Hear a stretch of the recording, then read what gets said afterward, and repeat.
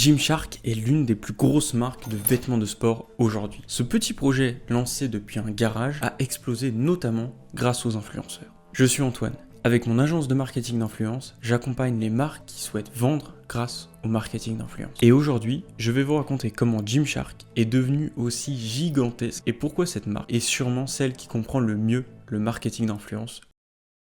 Ben Francis naît en 92 en Angleterre. Il développe une passion pour le business et pour tout ce qui l'entoure. Passionné par la musculation, il va donc tenter de lancer successivement 2 applications. Aucune ne fonctionnera réellement, mais Ben était lancé. À côté de ses études et de son job de livreur de pizza, il se décide à créer une marque spécialisée dans les vêtements pour la musculation. C'est comme ça que naît Gymshark. Aujourd'hui, ce mastodonte regarde droit dans les yeux des marques comme Nike et Adidas. Et cette évolution, Ben la doit notamment à un coup de génie. Ce coup de génie, ça a été simplement d'envoyer gratuitement des habits à ses youtubeurs préférés, des premiers athlètes Gymshark. En 2013, Ben a 21 ans. Comme beaucoup de jeunes de son âge, passionnés par la musculation, il regarde régulièrement YouTube pour en apprendre plus et suivre ses créateurs de contenu préférés. Pour lui, il s'agit notamment de Lex Griffin, de Chris Lavado et de Matt Auguste. Créant sa marque de vêtements, Ben va leur envoyer, non pas pour qu'ils les mettent en avant, mais surtout pour établir un contact. Son coup de génie repose sur le fait d'avoir été un fan avant tout. Ça peut paraître évident comme démarche aujourd'hui, mais il faut bien se rappeler que personne ne faisait ça à cette époque. On est encore qu'en 2013, en France, on est en plein dans l'époque podcast des Cyprien, Norman, Mr V, et il y a très peu de marques qui collaborent avec des créateurs de contenu. Il commence donc avec un simple envoi à ses créateurs qu'il suit, et le résultat va dépasser ses attentes. Parce que non seulement il va créer une relation avec ses youtubeurs préférés, mais vu qu'ils sont avant tout des fans de muscu, les produits Gymshark leur parlent à fond, à tel point qu'ils vont en parler en vidéo. Naturellement, leurs spectateurs vont dévaliser la boutique. Et en voyant toutes les ventes générées, Ben décide de proposer un contrat à ses youtubeurs pour qu'ils continuent de mettre en avant la marque. Selon les rumeurs, ses créateurs étaient payés 500 € par mois. Au-delà du montant, on a ici les premiers athlètes Gymshark. Mais je vous expliquerai plus tard dans la vidéo ce que ça implique. En 2013, on a un deuxième événement très important pour la marque. Cherchant à acquérir plus de visibilité, Ben va décider avec son associé de mettre toutes les économies de Gymshark pour réserver un petit stand à un événement. L'événement en question, c'est le Body Power Fitness Trade Show à Birmingham. Ben va avoir une bonne idée. Même s'ils ont seulement un petit stand, ils vont inviter les influenceurs avec lesquels ils travaillent à se joindre à eux pour la journée. C'est un vrai carton. Ils vendent tout leur stock et leur stand est plein à craquer du début à la fin du week-end. Pourquoi ?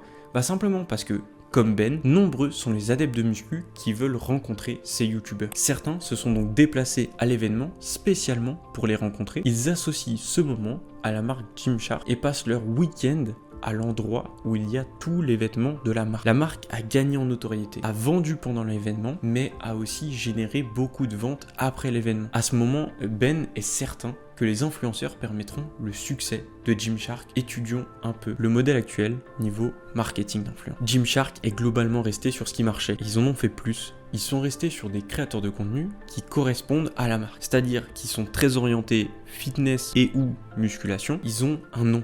On les appelle les athlètes Gymshark. Ça les rend identifiables. On n'en fait pas juste des ambassadeurs. Ils ont carrément un statut particulier, un nom. Si on parle plus simplement, ce sont juste des ambassadeurs de la marque. La marque reste concentrée sur ce qui a fait son succès, des relations. Ils sélectionnent bien les créateurs qui correspondent avec les valeurs de la marque, c'est-à-dire dedication, inclusivity, et avec lesquels Gymshark peut travailler sur des années. Le but de ces relations, c'est pas simplement d'envoyer des produits aux créateurs et de les rémunérer pour qu'ils fassent des placements de produits. Non.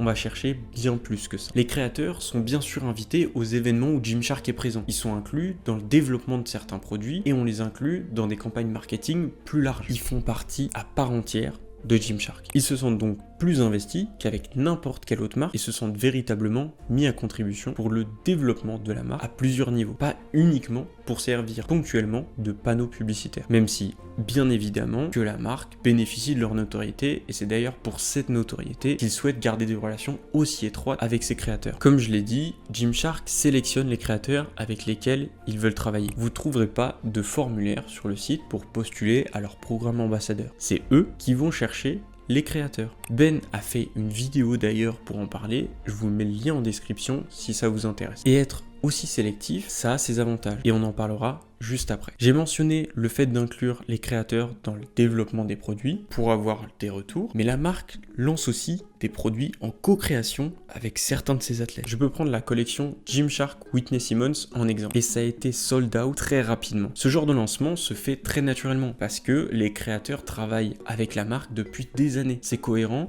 et ça paraît naturel pour tout le monde. Donc si on résume le programme Athlète Gymshark, sélectivité pour choisir les créateurs qui conviennent aux valeurs de la marque, authenticité, avec des créateurs de contenu qui sont avant tout des fans et consommateurs de la marque, inclusivité, dans le sens où les créateurs sont véritablement inclus dans le développement de Gymshark. Et maintenant, les créateurs de contenu permettent à Gymshark d'aller au-delà de la niche muscu fitness pour attaquer d'autres sports. Francis Ngannou pour la boxe et le MMA, Katie Taylor pour la boxe ou encore Ryan Garcia, toujours dans la boxe. En plus de permettre à Gymshark d'élargir sa cible, sa stratégie niveau marketing d'influence présente de nombreux avantages. Ces ambassadeurs long terme font vraiment partie de la marque comme je l'ai dit précédemment. Ils incarnent Gymshark et participent directement à l'image de marque. D'où la sélectivité qui devient essentielle. Mais cette sélectivité, elle aide beaucoup. D'un coup, la marque bénéficie d'une certaine aura et d'une certaine hype auprès des créateurs de contenu. Tout le monde ne peut pas en être. Donc, ça devient un signe de réussite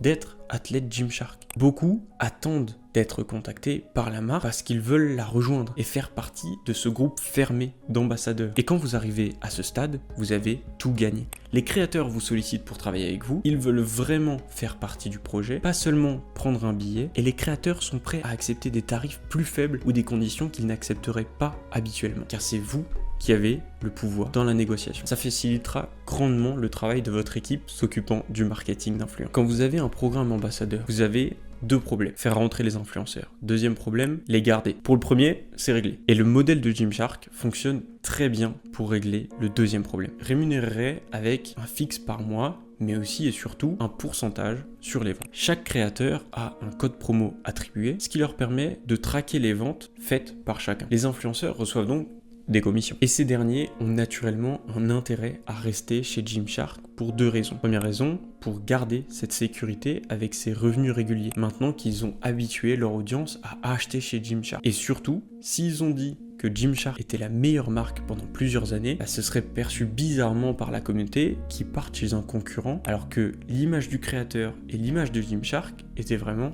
entremêlées. Une prison dorée pour le créateur qui a tout intérêt à rester. Mais les deux images, celle du créateur et de la marque, sont aussi liées parce que Gymshark se sert de l'IGC, l'Influencer Generated Content. Le contenu produit par les influenceurs est réutilisé et reposté sur les réseaux sociaux de la marque et amplifié avec les ads. Ce qui fait que la frontière entre juste un influenceur qui porte la marque et de la publicité devient très floue. Mais cette utilisation de l'IGC montre bien que les athlètes Gymshark servent tous les départements de la marque. La communication, l'événementiel, le développement des produits. Un autre avantage évident, c'est la social proof qu'apportent les créateurs de contenu comme la marque. Un créateur de contenu qui rejoint Gymshark gagne automatiquement en crédibilité. Et si c'est un créateur de contenu très connu, la marque gagne aussi pour ceux qui la découvrent ou la connaissent peu. Gymshark a vraiment bien compris comment le marketing d'influence fonctionne et comment en faire un levier incroyable pour développer une marque sur le long terme. Si vous aussi, vous souhaitez vendre grâce au marketing d'influence et développer votre marque, réservez un call avec moi pour qu'on en discute ensemble. Sinon, je vous invite à regarder cette vidéo qui vous parlera du secret derrière la dernière intégration de Squeezie. Et sur ce, je vous dis à toutes.